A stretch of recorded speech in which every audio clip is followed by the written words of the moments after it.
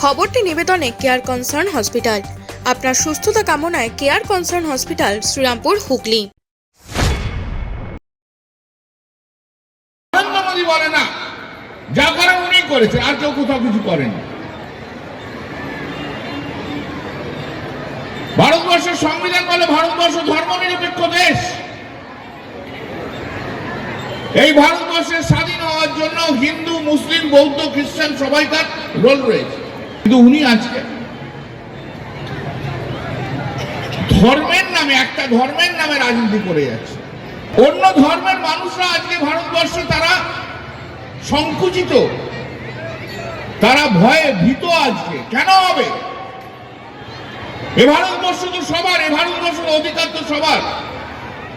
কেন হবে যে ভারতবর্ষে যারা প্রতিবাদের কণ্ঠস্বর তুলবে